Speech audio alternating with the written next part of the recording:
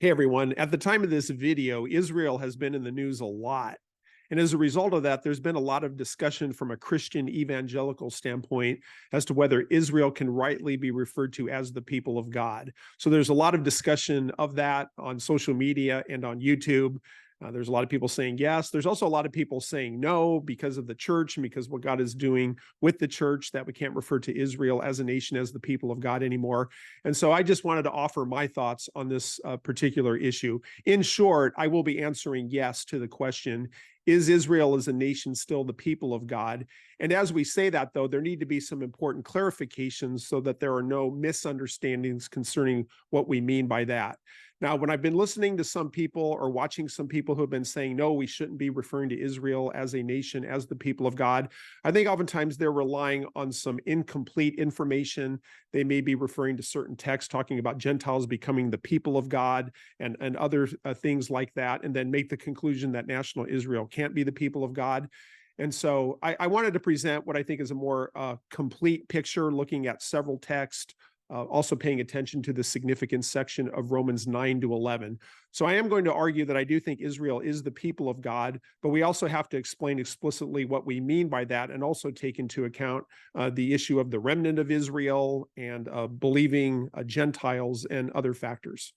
Now, I think before we get into specific statements about this particular issue, I did want to note that God's purposes for Israel in the Bible are multiple and they're complex. And by that, what we mean is God is dealing with Israel as a nation, and he's also dealing with individual Israelites. Now, it's also true he's going to be dealing with Gentile nations and also individual Gentiles as well. But as we're talking about Israel as the people of God, we must keep into account the national aspect, which is significant, and then also the individual aspect. Now, oftentimes in church history, theologians often focus on what God is doing for individuals. And of course, we need to do that because the Bible does. But it's often not also understood that God is dealing with nations as national entities. And we say accounting for nations is part of what we call a new creation model. Remember, a new creation model, which we've talked about in other videos, is we're trying to detect all that God is doing in history. So if you read passages like Isaiah 19, it talks about Israel as the people of God, but it also talks about Egypt being the people of God, and Assyria and Egypt and Assyria doing various things as nations. So there's a lot of talk about nations in the Bible, and we have to account for that. So when we're dealing with the issue of Israel, we want to understand what it means corporately and nationally, and then also when it comes to individuals. And I also think on this second paragraph that I have here that although we're not going to take time to go through Deuteronomy 30 or even passages like Leviticus 26, it is important to understand that there are big picture passages which lay out Israel's history from the past, present, and the future. Deuteronomy 30, for example, talks about Israel en route to possessing the land of promise as what will occur in Joshua, the book of Joshua. And then there's also discussion in Deuteronomy 30 that after Israel's been in the land, they will eventually disobey God and then end up having a dispersion and a scattering to the nations. But it's also important to understand that in texts like Deuteronomy 30, there's also a discussion of national Israel being brought back to the land, and that being connected with Israel's salvation and restoration. So we have to understand that when the Bible talks about Israel and unbelief, it's also understood from foundational text that that's going to be followed someday, and we don't know when that is, but someday by a restoration and a salvation that is involved. Now let's go to these particular issues and questions. And so I put these in the form of questions, and then I give answers to these. And again, this is to address the issue, is Israel the people of God? Now, first of all, when it comes to number one, can an individual Israelite be saved, go to heaven, or enter the kingdom of God based only on his or her physical or ethnic relationship to Abraham, or Abraham, Isaac, and Jacob? And the answer to that is no. No one is going to be saved simply because of their ethnicity, and that is also true for an Israelite. Now, number two, is explicit faith in Jesus required for an ethnic Israelite to be saved? And we offer an emphatic yes to that. The Bible teaches that one must believe in Jesus in order to be saved. Number three, is corporate ethnic national Israel as a whole now saved? And the answer to that is no. So for those of us who do believe that national Israel is the people of God, that is not a statement that Israel currently is in belief or Israel currently is saved. That is not the case. Number four, Are there individual Israelites who are saved? And the answer to that is yes. So that's been true in Old Testament times. That was true at the time of Jesus. It's been true throughout the church age. There are individual Israelites who are saved. As a matter of fact, that is a big part of Paul's discussion in Romans chapter 11, verses 1 to 10. I quote to you here Romans 11:5, where Paul says, "In the same way then, there has also come to be at the present time a remnant according to God's gracious choice." So there are individual Israelites who believe, and they are referred to as the remnant. Now that brings us to number 5. How does the Bible identify individual believing Israelites? Galatians 6:16 refers to them as the Israel of God. So an ethnic Israelite who is a believer in Jesus the Messiah from a Christian perspective is referred to as the Israel of God. Believing individual Israelites would also be the remnant of Israel that is discussed specifically in Romans 11, 1 to 10.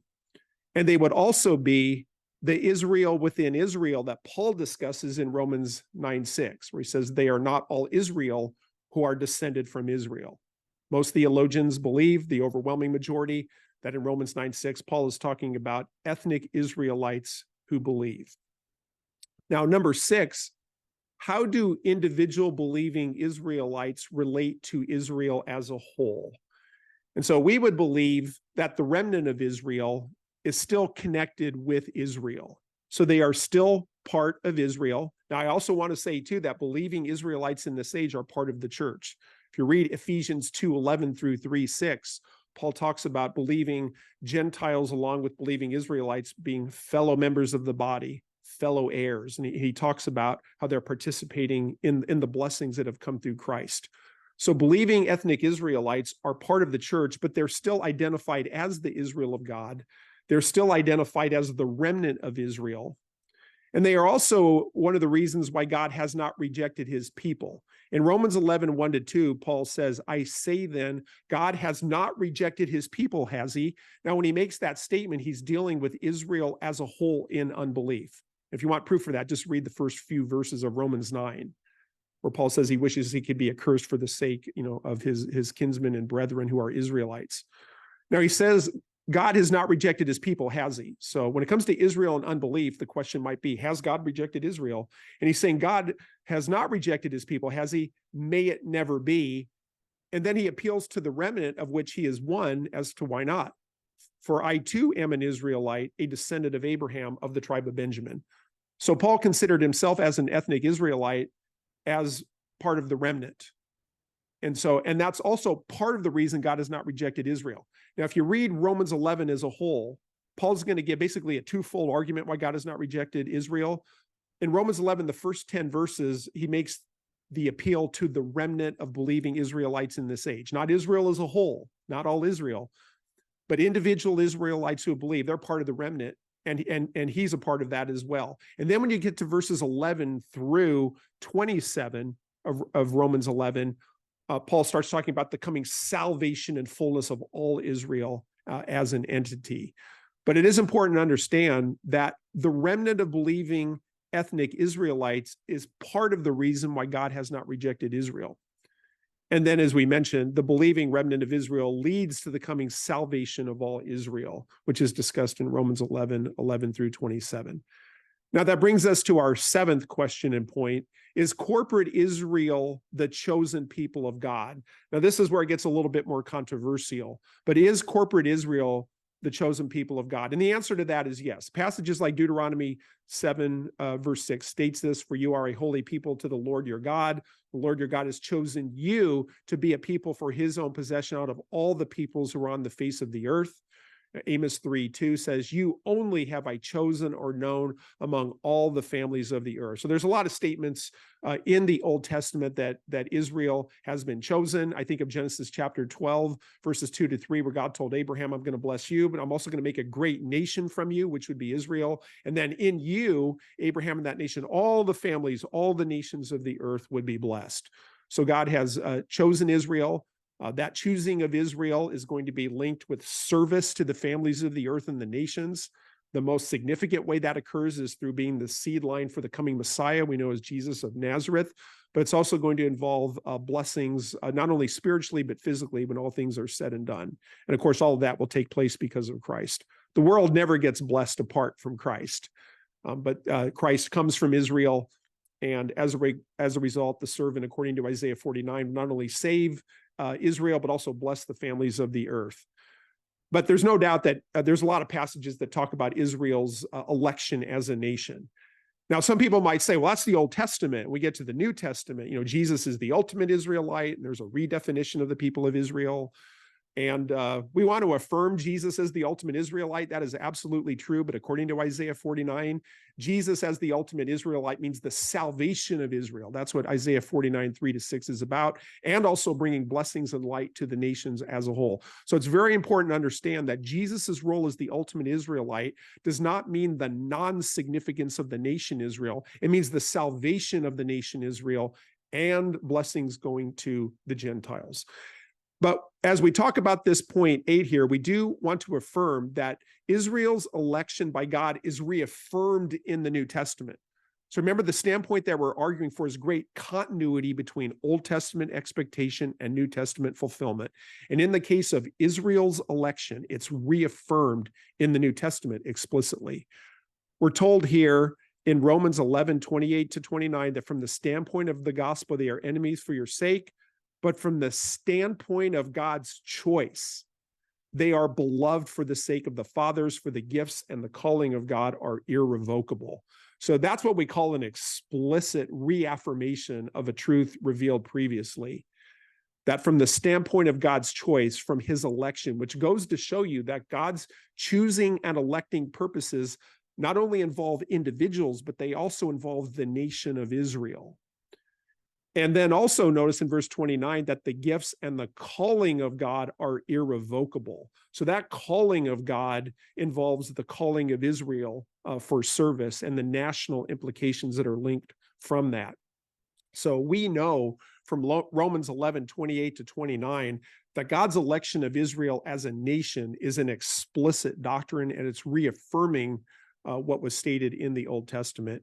And we also have Romans 11, 1-2, where Paul says, I say then, God has not rejected his people, has he? Notice he's calling Israel in unbelief his people. Now, he's not saying Israel in unbelief is saved, but he is saying that Israel in unbelief is still his people. Now, some people were starting to think, well, some time has gone by since Jesus arrived in Israel as a whole as an unbelief. Maybe God's rejected Israel. This seems to be the beginnings of what could be called replacement theology or supersessionism. But Paul says here, God has not rejected his people. He goes on to say, may it never be. God has not rejected his people whom he foreknew. And when you get into that foreknew language, that sounds a lot like the Amos 3:2 text that we referred to earlier, where you only have I known among all the families of the earth. So it's interesting that oftentimes we see God's choosing and knowing of people in the New Testament in regard to believers, but it's also, in addition to that, true of Israel as a nation. So God has not rejected his people. And this should settle the argument once and for all, whether Israel can be referred to as the people of God in unbelief, because Paul says that here. God has not rejected, notice, his people. Now, he is not saying Israel is saved at this point, but there is still that covenantal relationship that God has with Israel to such a degree that Israel can be referred to as his people. Now, when we come to point 9 here, what does corporate Israel being the people of God mean? Now, we've already stated it doesn't mean that Israel currently is in belief or Israel currently is saved or that every individual Israelite of all time is saved. But it does mean that God is in covenant relationship with the nation Israel. His plans for them as a nation, which includes temporary unbelief, are still in play. So that covenant relationship still continues. Now, remember, according to the Abrahamic covenant, Israel is in covenant relationship with God. The Abrahamic covenant is an irrevocable covenant in which all of its dimensions are in play. And so Israel is in covenant relationship with God. And then we should note also that the things Paul mentions in Romans chapter 9, verses 4-5, currently still belong to Israel. And I think we really need to think deeply upon these couple verses here. You know, Paul is dealing with the issue of that he wishes he could be accursed, separated from Christ for the sake of my brethren, my kinsmen according to the flesh, who are Israelites. So he's dealing with Israel in unbelief. But then he says, to whom belongs, and that's very significant there, because even in unbelief, there are certain things that still belong to Israel. Now, when Israel's in unbelief, they're not going to experience the fullness of the blessings of these things, and it doesn't mean that they are saved and in a right relationship with God salvifically, but these things still belong to Israel. They have not been lost. Well, what are these things? The adoption as sons, and the glory, and the covenants, and the giving of the law, and the temple service, and the promises, whose are the fathers, and from whom is the Christ according to the flesh, who is over all God blessed forever. Amen.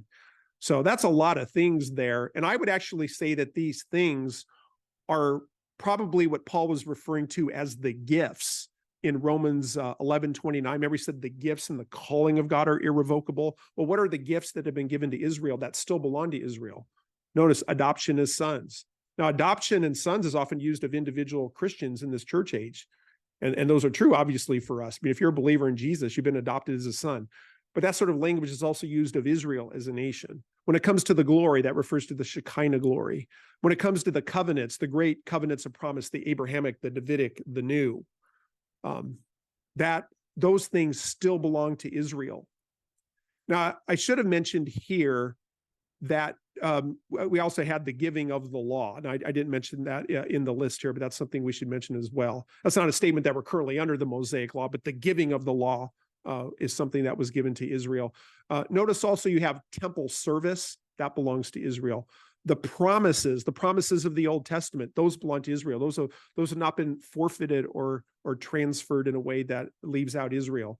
Notice that Israel still belongs to the patriarchs of Israel. Their relationship to the patriarchs is still significant, which if I could just dip down here to Acts 3:25-26, in a speech that Paul was giving to the men of Israel after Jesus ascended in Acts chapter 3, he speaks to the men of Israel and says, "It is you who are the sons of the prophets and of the covenant which God made with your fathers, saying to Abraham, and in your seed all the families of the earth shall be blessed." So unbelieving Israel is still linked with the Abrahamic covenant. Now, Peter's also going to call on them, according to Acts 3:19-21, to repent and to return and to believe in Jesus the Messiah. So there is that necessity of belief on the part of national Israel. But notice that Israel is still referred to as the sons of the prophets and of the covenant. And in this case, it refers to the Abrahamic covenant. And then we come back up here on this list, also the Messiah. And that's a lot of people have noted in Romans 9 that Paul mentions the Messiah last because he's the greatest.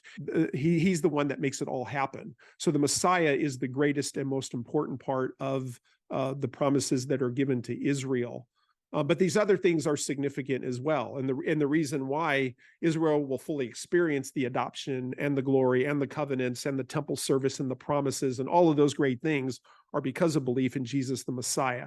But it is significant to note that in Romans 9:4-5, that Paul does not see these things being divorced from national Israel. He doesn't see them as all transferred to the church in such a way that Israel will never experience the blessings of those things.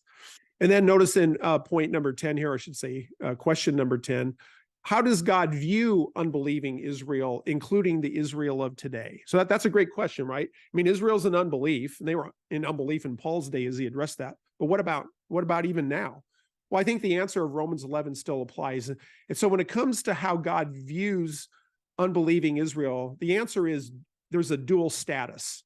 And what do we mean by dual status? We mean that there are two ways to describe Israel currently in unbelief that are both true at the same time. And if you were to look at the grammar of Romans 11:28-29, the two things that Paul talks about are true for unbelieving Israel at the same time. Now, according to Romans 11:26-27, unbelieving Israel as it stands now is en route to a salvation of all Israel. So I wanted to make that clear. Romans 11:26 talks about the salvation of all Israel. But in Romans 11:28, Paul says that unbelieving Israel is an enemy of the gospel. From the standpoint of the gospel, they are enemies for your sake. I was watching somebody who was, talking about the current state of Israel, and he says, "Don't you Christians understand, that Israel is not in belief now? They're doing things that are not consistent with the Christian faith, and why are you calling them the people of God?" And so we want to be very clear on this, that those of us who believe that Israel's the people of God, we're not condoning everything Israel does. We're not saying Israel's currently in belief. We're not saying that Christians shouldn't be saddened by things that Israel and Israelites do that are not consistent with the faith of the Bible. But Paul understood that. He says that currently they are an enemy of the gospel. From the standpoint of the gospel, they are enemies for your sake. But he also says they're beloved, and we have to get that second part. They are beloved for the sake of the fathers. So at the same time, they're an enemy of the gospel. They're beloved. Why are they beloved? For the sake of the fathers. That's to link it with the promises to Abraham, Isaac, and Jacob. Remember, the promises of the Abrahamic covenant are irrevocable, to use the Romans 11:29 statement there. So the key thing to get from this is that Israel at the same time can be an enemy of the gospel and also beloved. Now, again, that does not mean they're currently saved, but it does mean that covenantal relationship to Israel as a nation remains. And that's because of God's commitment to the patriarchs of Israel. And again, remember, God's choosing purposes are not based on merit.